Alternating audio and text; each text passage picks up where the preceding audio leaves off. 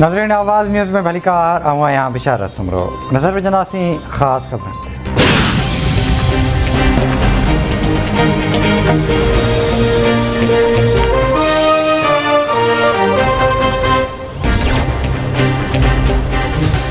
अल्लाह जो शुक्र आहे त मुख़ालिफ़ धुर वारनि खे अंपायर न्यूट्रल नज़र अची रहियो आहे। जेकॾहिं हाराए विया त चवंदा त थर्ड अंपायर असांखे हारायो।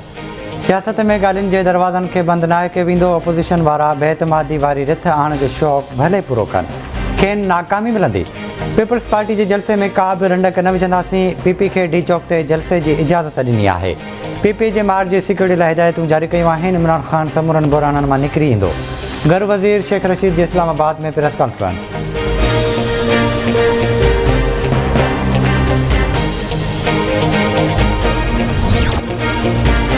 पाकिस्तान में पेट्रोल ऐं डीज़ल दुबई खां बि सस्तो आहे। टैक्स गाड़ी में इज़ाफ़े सबबि पेट्रोल जी क़ीमत घटाई। क़ौम खे टैक्स न ॾींदी त पेट्रोल ऐं बिजली ते सब्सिडी नथा ॾेई सघूं।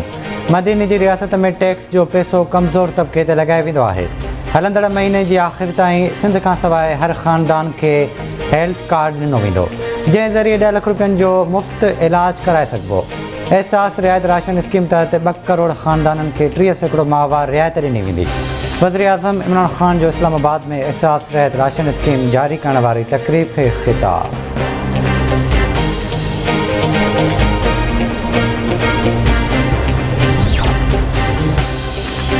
इमरान ख़ान आख़िरी ॾींहं में घबराइजी वियो आहे। चीन सां लाॻापा ख़राबु करे चुको आहे। हाणे यूरोपीय यूनियन सां बि लाॻापा ख़राबु करणु चाहे थो। इमरान ख़ान चवंदो हो त मूंखे कढियो वियो त ख़तरनाक साबित थींदुसि। हीउ शख़्स वाक़ई मुल्क लाइ ख़तरनाक थी वियो आहे। People's party chairman Bilawal Bhutto Zardari जो गुजरावाला में अवामी मार्च खे ख़िताब। चवे थो इमरान ख़ान खे अॼु बि आसिफ़ अली ज़रदारी यादि आयो। आसिफ़ ज़रदारी जेल कटिया। इमरान ख़ान हिकु हफ़्तो बि जेल में नथो गुज़ारे सघे। बिलावल भुट्टो ज़रदारीअ कारकुननि खे गो सिलेक्टेड गो जा नारा बि हणाया।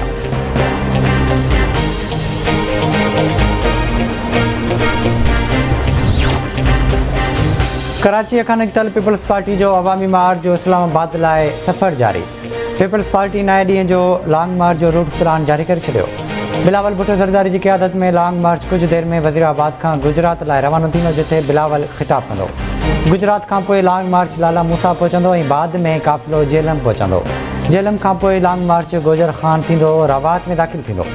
बिलावल जी क़यादत में लॉन्ग मार्च अॼु राति रावलपिंडी में दाख़िल थींदो, जिथे लियाकत बाग में बिलावल ख़िताब कंदो।